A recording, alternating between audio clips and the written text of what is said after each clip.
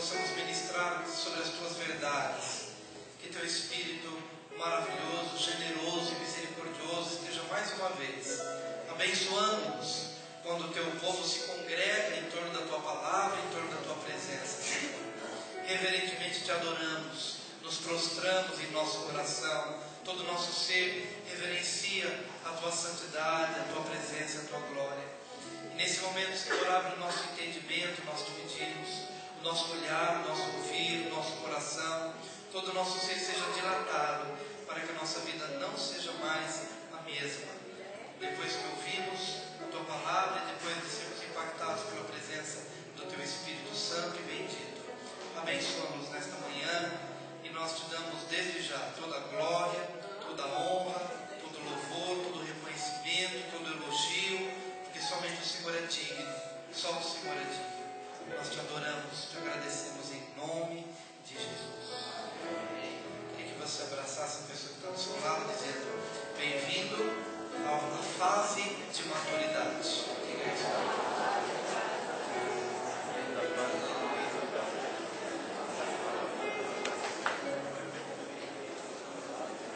Depois de você cumprimentar seu irmão, você pode se assentar.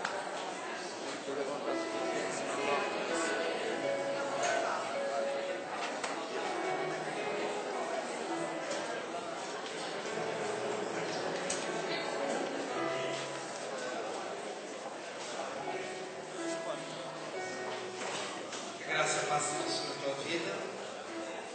Amém? Queridos, as crianças já estão liberadas, podem ir para o departamento infantil. A classe de pré-adolescentes também está liberada. Tá bom? Os irmãos poderão se dirigir às classes, tanto do departamento infantil como dos pré-adolescentes. Nós vamos deixar os dízimos e ofertas para depois da pregação, mas agora nós vamos pregar a palavra de Deus. Amém? Lucas, capítulo 2, de 41 a 52, o Senhor nos fala sobre uma das fortes experiências de Jesus, no que para muitos é tido como sua infância, mas aos olhos de Deus já é o tempo da sua maturidade, é o tempo da sua fase adulta. A Bíblia diz aqui que, ora, anualmente iam seus pais a Jerusalém para a festa da Páscoa, mas quando ele atingiu os 12 anos, subiram a Jerusalém segundo o costume da festa. E a gente, acredito que a grande maioria aqui já conhece essa passagem, mas também quem não conhece, não tem problema, é fácil a gente discernir o que está acontecendo. Quando Jesus completou 12 anos, ele foi com seus pais para Jerusalém para celebrar em família a festa da Páscoa. Geralmente era uma festa que durava não somente um dia, demorava uma semana ali em celebrações, em festividades, em adoração ao Senhor. Mas a Bíblia diz que terminado o período da festa, os pais voltaram e não perceberam que Jesus não estava no meio da caravana, né? E eu quero aqui nesse momento falar tudo de bom acerca de José e Maria, porque num ocorrido como esse é fácil a gente descer além, né? Dizer como os pais esqueceram o filho e tal, que falta de responsabilidade. Mas é importante a gente perceber que esses pais eram maravilhosos. Eles cumpriam tudo direitinho conforme a lei. Eles eram tementes a Deus. Jesus nasceu num lar escolhido, num lar separado a dedo.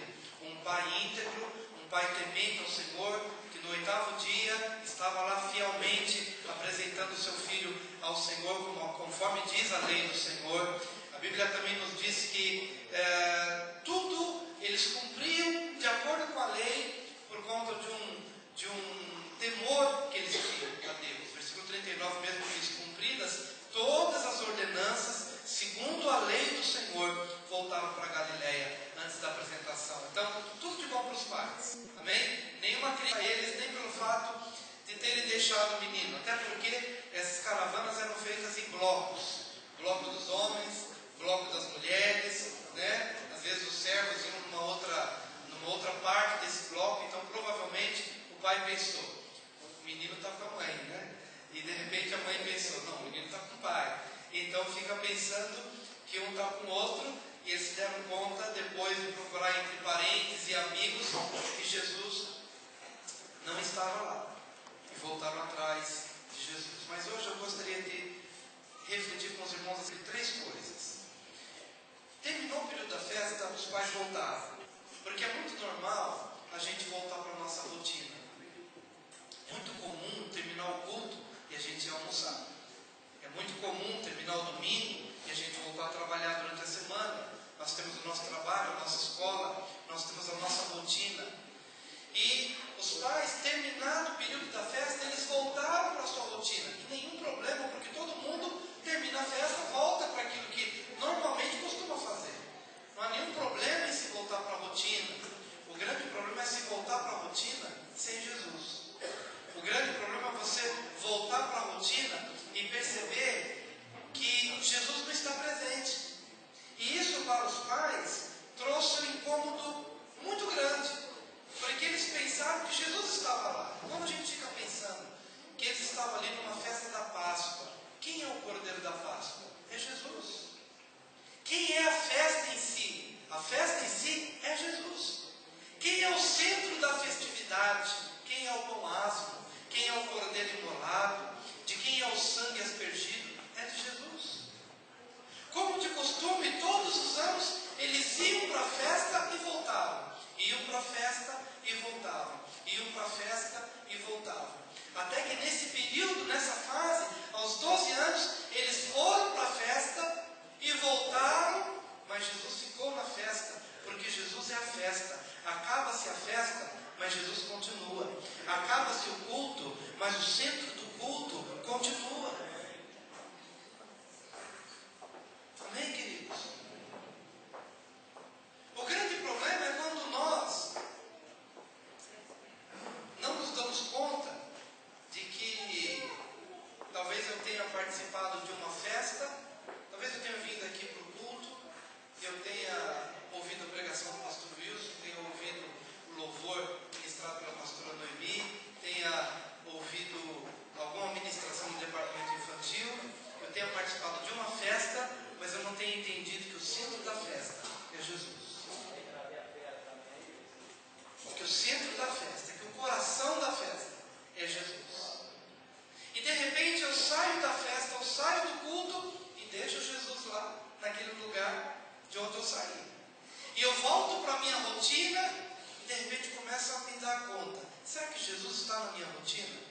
Eu gostaria de uma forma muito prática fazer essa pergunta para que você possa fazer essa reflexão. Nessa semana, nós estamos pensando muito acerca disso. Nós corremos muito e fazemos muitas coisas. A nossa rotina é extremamente desgastante. Nós chegamos no final de semana, às vezes pedindo água. Eu acredito que essa é a realidade de muitas pessoas.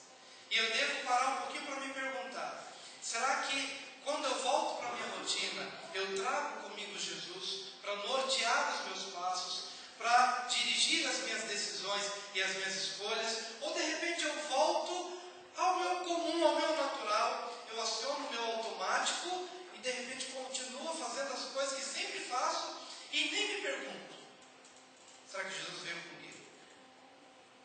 Será que Jesus continua sendo o centro das minhas escolhas, o centro das minhas decisões? Será que Ele está presente? Quando os pais descobriram, depois de caminhar um dia, o menino está entre nós, e depois começa a procurar, e começa a procurar, e começa a procurar, e amados, só vão achá-lo depois de 3 dias. Jesus não estava no retorno da viagem. Eu queria que você entendesse que Jesus não está conosco tão somente quando nós entramos numa situação de pecado. Mas Jesus pode não estar na nossa caravana, de volta para a nossa rotina, quando simplesmente não nos apercebemos dele, ou quando não tivemos o cuidado de trazê-lo conosco. Jesus, vem comigo.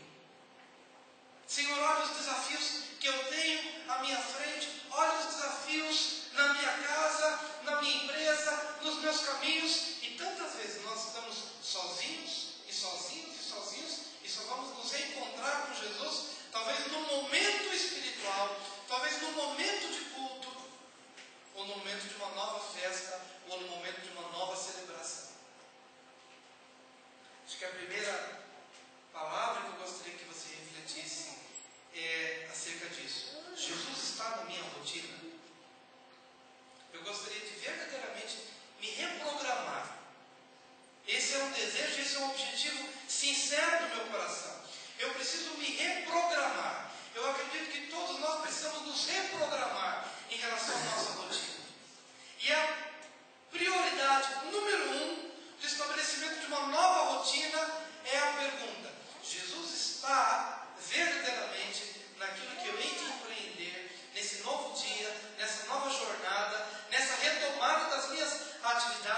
Jesus está presente ou não? E se ele não tiver, pode voltar para Jerusalém.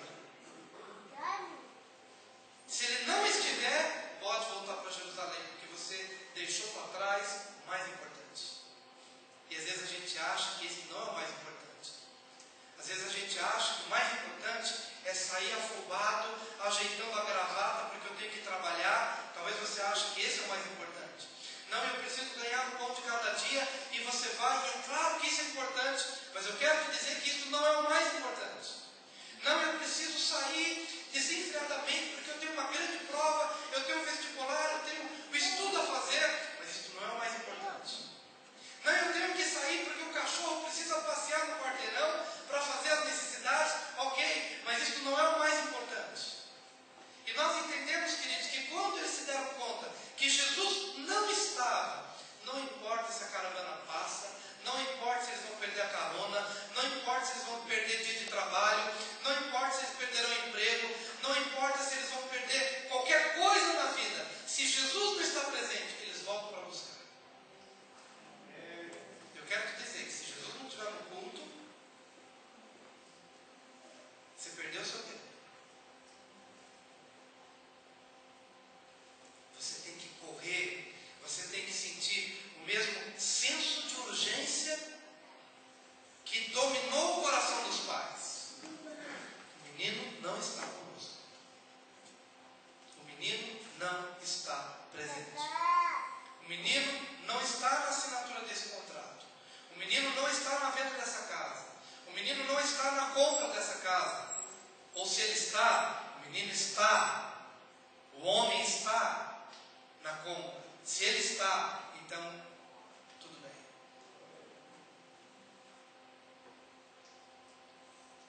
O menino está no meu relacionamento conjugal. Se ele está, glória a Deus, nós vamos, os vendavais virão, e a Bíblia diz que há duas casas, uma sobre a rocha e outra sobre a areia. Quem disse que quem edifica a casa sobre a rocha não sofre as incidências do mar, do vento, da tempestade? A questão não é o que age sobre ela, a questão é onde ela está sendo firmada. O tsunami vem sobre todos. Quando vem uma onda impetuosa, mata crente e mata incrédulo, mata evangélico, mata budista, mata católico e mata espírita, mata o justo e mata o injusto. Você não vai ver nos relatórios, olha, o tsunami veio no Japão, mas todos os evangélicos foram salvos. Você não vai ver isso. E não disseram nenhum. Evangélico vai morrer, católico vai morrer, budista vai morrer, justo vai morrer, índio vai morrer, outros ímpios vão ser salvos do tsunami, ou justos vão ser salvos, mas quando vem sobre todos. Mas a grande questão é, se mata ou se absolve, se mata ou se salva, a questão é, onde essa casa está firmada? Porque se mata o justo, esse justo vai para o céu, mas se mata o ímpio vai para o inferno. A grande questão é essa, os dois morrem, como rico e Lázaro. A questão é que um foi para o seio de Abraão, e o outro foi para o inferno, para o tormento. Não importa a sua classe, a sua condição social, não importa. Então a grande pergunta que eu preciso me fazer nessa semana, na minha reprogramação de vida, é se Jesus está de verdade ou se ele não está. Porque se ele não estiver, não adianta vestibular, não adianta faculdade, não adianta trabalho, não adianta correr para cima e para baixo. Porque se o Senhor não edificar a casa, em vão trabalham os que a edificam. E se o Senhor não guardar a cidade, em vão vigia a sentinela. Então eu gostaria que nessa primeira reflexão você pudesse se perguntar se Jesus está. E se ele não está, volte para Jerusalém. Corra atrás do mais importante. Diga para o seu vizinho, se Jesus não está, corra de volta para Jerusalém. Diga isso para ele.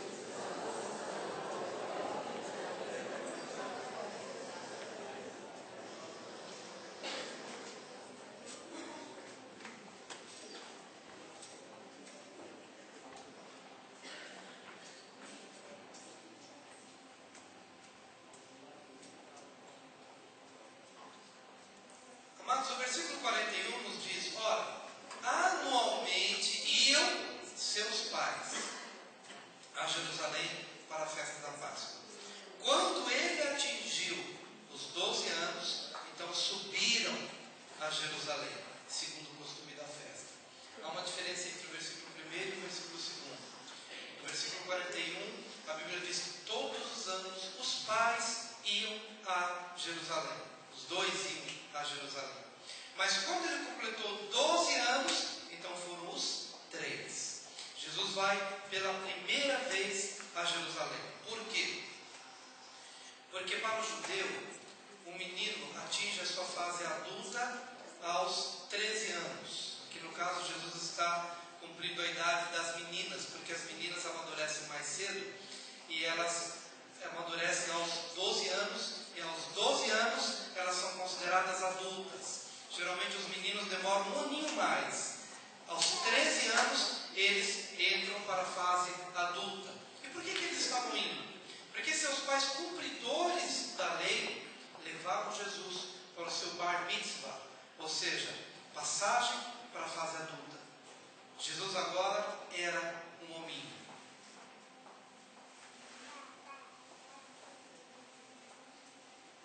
Amém?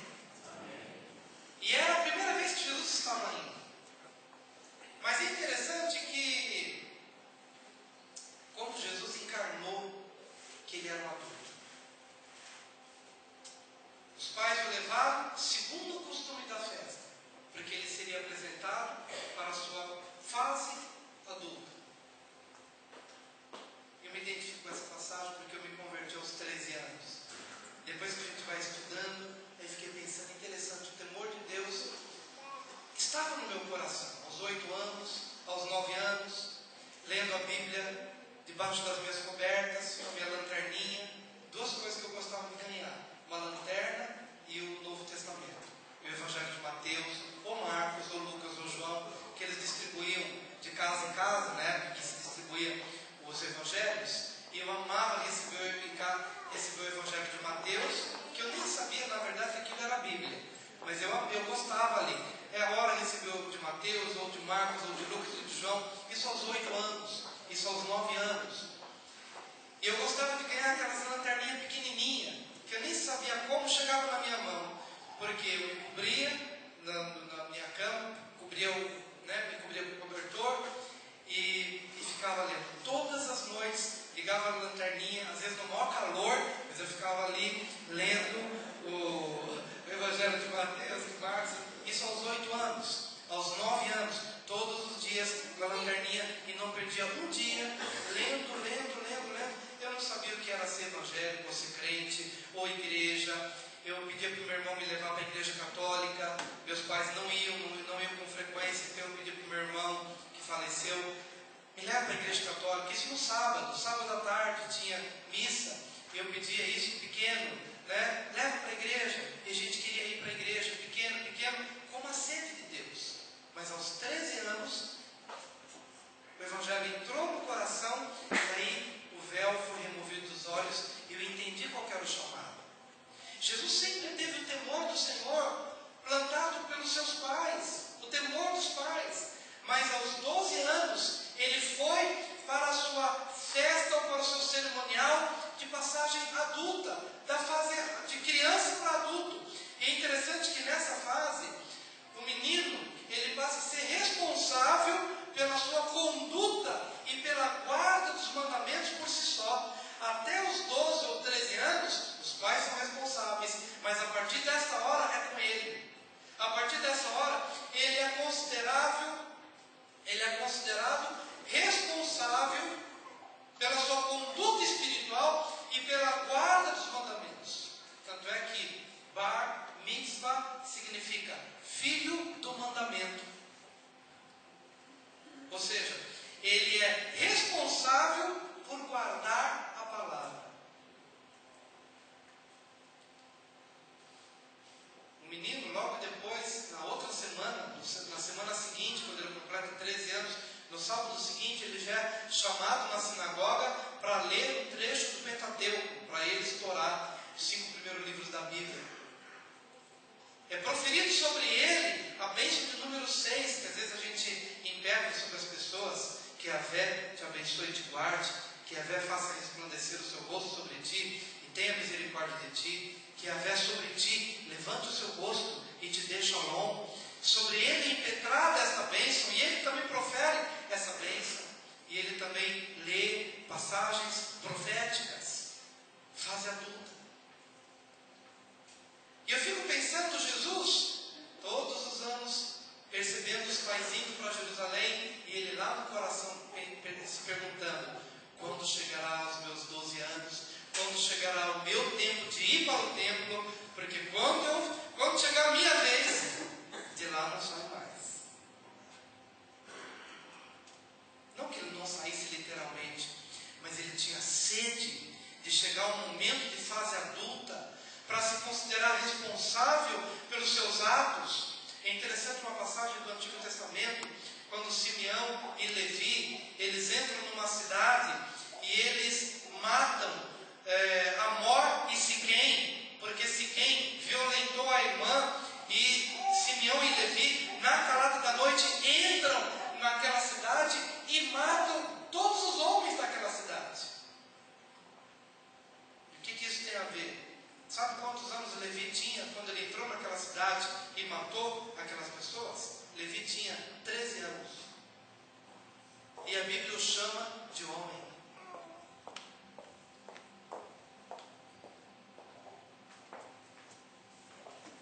E a Bíblia chama: você é responsável pelos seus atos.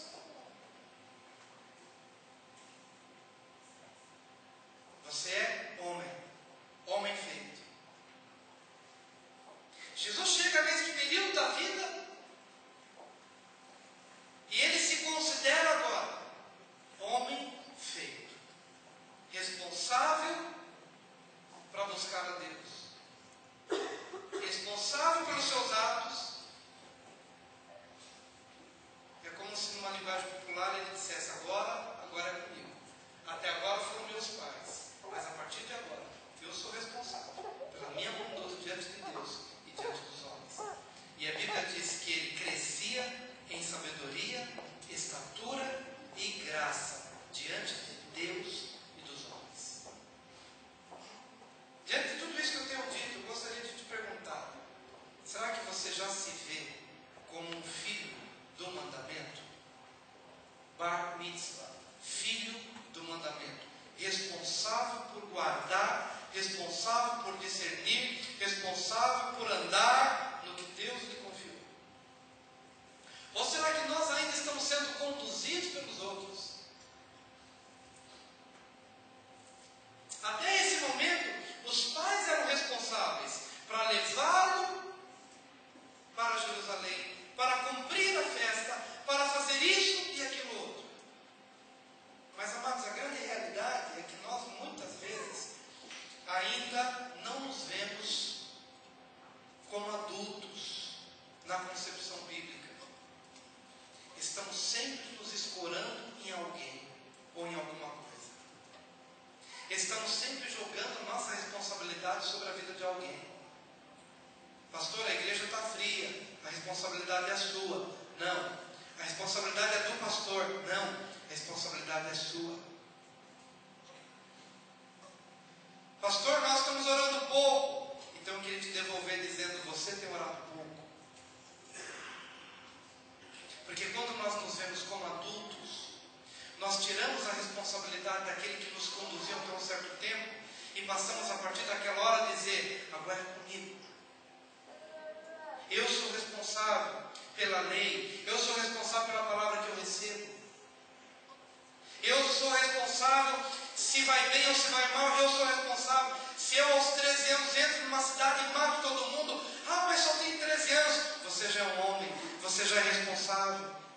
Às vezes ficamos levando nossos filhos adolescentes e puxando: vai para a igreja, ou faz isso, ou faz aquilo outro tal, e ficamos: dobra o cobertor, arruma o teu quarto, ou faz isso e aquilo outro, e interminavelmente ficamos fazendo e fazendo, porque nunca os vemos como adultos, e eles acabam nunca se vendo como adultos.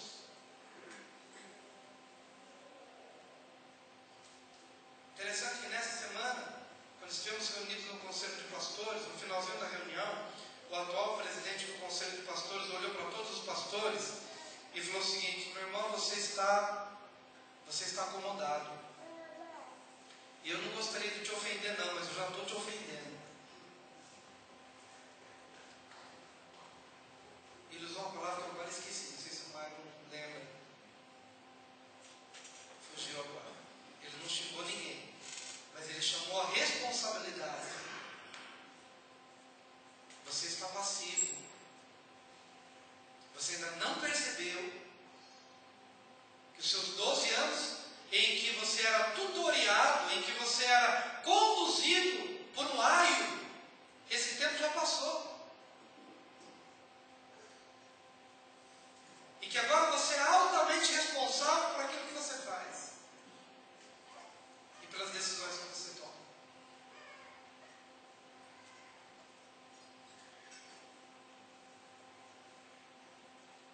Então a pergunta é: Jesus está na minha rotina?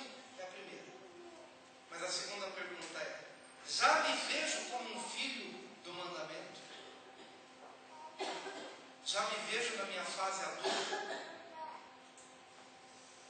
Jesus encarnou tanto isso, que ele teve dificuldade de se desconectar dessa percepção de maturidade. Tanto é que os pais foram embora e ele ficou absorto, e ele ficou envolvido,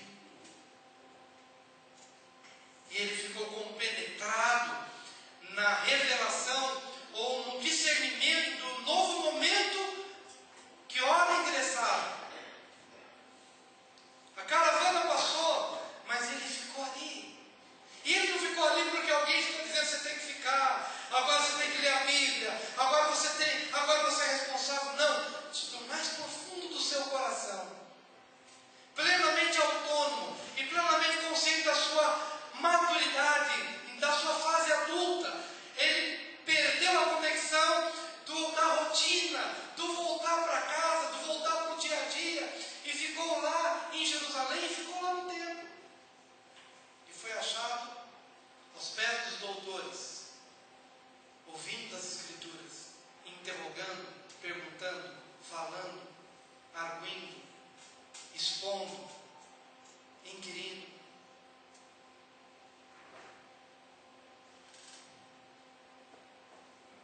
Amém, queridos? Às vezes com a gente acontece o contrário. Jesus não via a hora para começar a festa, de ficar lá. E quando no normal todo mundo volta, ele quer ficar mais, porque ele tem sede, porque ele deseja. Às vezes é diferente no nosso caso, a gente vem para a vigília, mas a gente não tira os olhos do relógio, a gente não tira os olhos do braço para dizer: não, eu preciso voltar e tal. No fundo, cumprir minha obrigação. Porque no fundo, não está no coração. Está na obrigação, mas não está no coração. Quando está no coração, eu não vejo a hora. Quando está no coração, eu amo aquilo. Quando está no coração, eu desejo aquilo. Eu me comprometo com aquilo. Eu tenho prazer naquilo. A minha vida está naquilo. Eu giro em torno daquilo. É como se o poder gravitacional agisse na vida de Jesus. Onde ele está? Onde ele queria estar.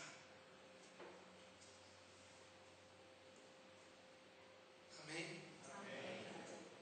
Por que nós oramos por avivamento? Porque quando o avivamento chega, amados, as regras caem, a rotina cai por terra, já não tem mais horário, já não tem mais. Porque, no fundo, o nosso desejo é de viver aquilo. Quando o avivamento vem, ele age de dentro para fora, ele não age de fora para dentro, mas é de dentro para fora. Há uma transformação no nosso coração, e então nós desejamos aquilo. Eu desejo orar. Eu desejo acordar mais cedo, porque passo a noite pensando: não vejo a hora de passar logo o horário, para eu cumprir o meu horário, no bom sentido, estar com Deus. Porque Deus me espera naquela hora. E eu quero estar com Deus. Não somente Ele quer estar comigo, mas eu quero estar com Ele. Mas essas coisas acontecem, podem acontecer em qualquer período da nossa vida, mas na nossa fase de maturidade, tudo isso se torna muito mais claro para cada um de nós. Eu te pergunto: você já é um filho do mandamento? Você já passou para a sua fase adulta, homem ou mulher? O homem é bar mitzvah, ele é. Porque o bar mitzvah não é apenas uma festa, é uma pessoa. Bar mitzvah, ele é um filho do mandamento. No caso da mulher é bat mitzvah. Bat mitzvah. Ela é uma filha do mandamento, ou uma filha do dever. O homem, um filho do dever. No teu coração você já se vê assim? Você se vê autônomo, espiritualmente falando, para você buscar águas, mesmo quando não te oferecem água, para você, por livre e espontânea vontade, autonomamente falando, você buscar estas águas, quando ninguém lhe oferece? É a nossa segunda reflexão. Mas a Bíblia diz que os pais começam a procurá-lo no meio da caravana. No versículo 44, pensando porém estar ele entre os companheiros de viagem, foram o caminho de um dia, e então passaram a procurá-lo entre os parentes e os conhecidos. E não tendo encontrado, voltaram a Jerusalém à sua procura. 3 dias depois o acharam no templo, assentado no meio dos doutores, ouvindo-os e interrogando-os. E todos os que o ouviam, muitos se admiravam da sua inteligência e das suas respostas. Logo que seus pais o viram, ficaram maravilhados. E sua mãe lhe disse: Filho, por que fizeste assim conosco? Teu pai e eu aflitos estamos à tua procura. E ele lhes respondeu: Por que me procuráveis? Não sabíeis que me cumpria estar na casa de meu pai? A terceira pergunta que eu queria te fazer aqui é a seguinte: se você se perder dos seus pais, onde você vai ser achado?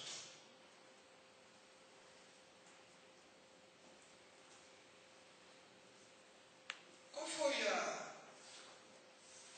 a perplexidade de Jesus nesse caso?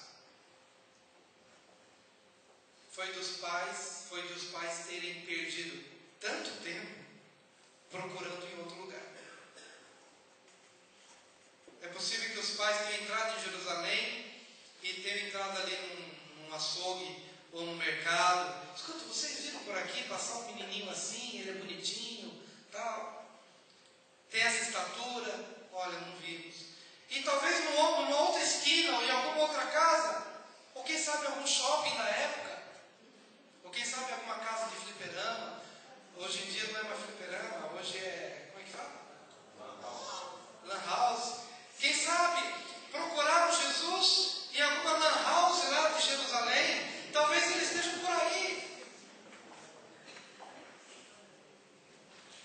Olha, provavelmente ele está em algum lugar onde se acessa a internet.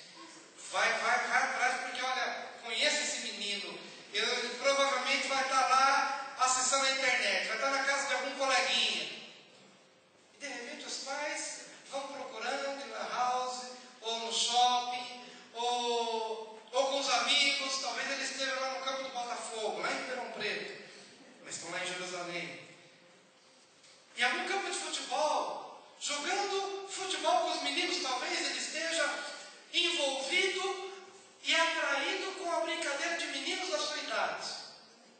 E os pais vão procurando, mas ele não está na lan house, ele não está no campo de futebol, ele não está entre os colegas, ele não está entre os amigos. E aí depois eles têm a última ideia: não sei, de repente a última vez que o vimos foi no templo, então vamos voltar, quem sabe ele está lá no templo, é improvável, mas vamos procurar lá no templo. E de repente Jesus está exatamente no templo, no lugar de onde ele não saiu. Então ele olha para os pais e a pergunta é a seguinte: por que me procuráveis? Ou seja, por que vocês estavam batendo cabeça em outros lugares? Será que vocês não sabiam que eu deveria estar neste lugar?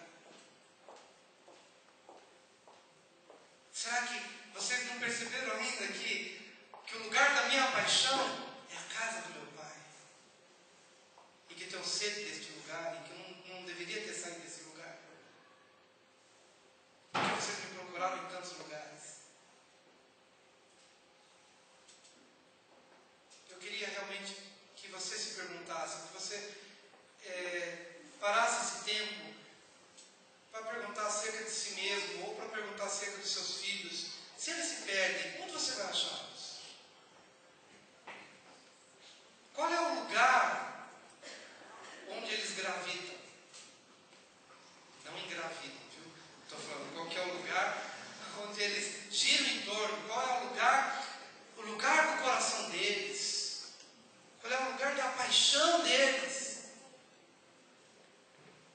Porque nós estamos orando realmente por uma geração que seja apaixonada pelas coisas de Deus como Jesus era.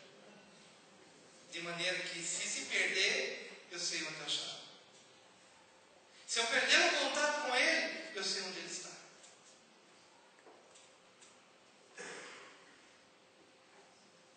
Quando eu era pequeno, quando minha mãe não sabia onde eu estava, era só procurar no quintal grande do vizinho, que eu estava ali no quintal do vizinho jogando bola. Eu gostava muito de jogar bola. Nunca aprendi a jogar bola, mas que eu gostava, eu gostava. E se minha mãe sentisse falta de mim, eu estava lá no campinho de futebol. E chegava todo sujo em casa, todo escurinho em casa, mais do que eu já sou, por causa do sol, porque era o lugar que eu gostava de estar. Mas Jesus, aos 12 anos, sua paixão era estar envolvido com as coisas de Deus. Estar envolvido com as coisas de Deus. Ministro isso hoje também aos pais, porque às vezes hoje nós percebemos outras paixões na vida dos nossos filhos. E eu creio que nós devemos orar. Como os pais de Jesus sempre o encaminhavam, nós devemos orar. Porque é muito fácil que essas paixões os atraiam de tal maneira que se eles se perderem, eles não estarão no tempo. Se de alguma forma nós nos descuidarmos deles, eles não estarão no lugar que de fato deveriam estar. E é por isso que nós devemos orar em nome de Jesus, para que esse avivamento possa abraçar toda a nossa casa, toda a nossa família, possa envolver o José, possa envolver a Maria e possa envolver o Jesus. Possa envolver a você, ao seu cônjuge e a seus filhos. De maneira que a sua família possa refletir verdadeiramente a vontade do Senhor. Então a terceira pergunta é: se me perder dos meus pais, onde seria achado? A segunda pergunta: já me vejo como filho do mandamento? E a primeira pergunta: Jesus está na minha rotina? Eu gostaria que você nessa hora se colocasse de pé.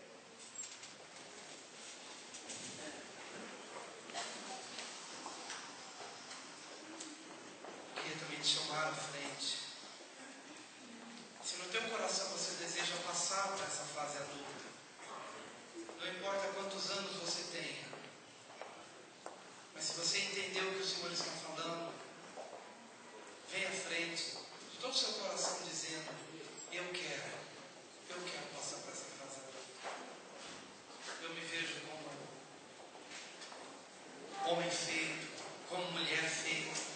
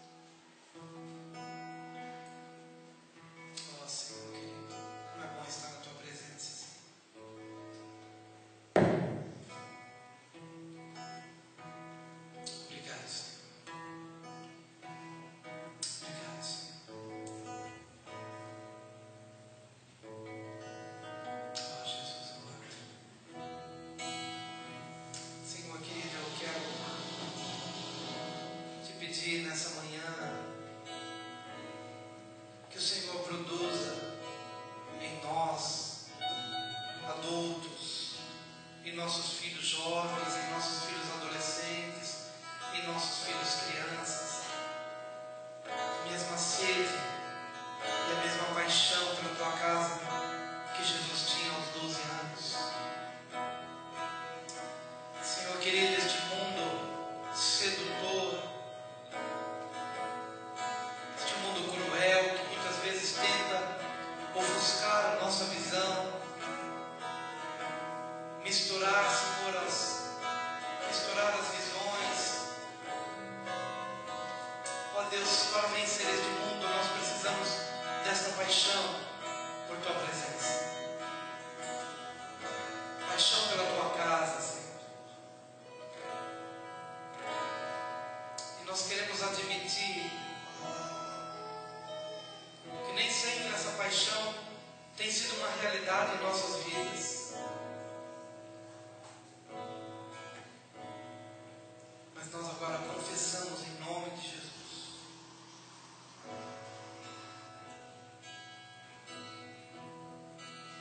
Confessamos, Senhor, a nossa indiferença. Confessamos, Senhor bendito, a falta de comprometimento. Ó Senhor, muda o nosso coração nessa hora, em nome de Jesus. Em nome de Jesus. Enquanto nós adoramos ao Senhor,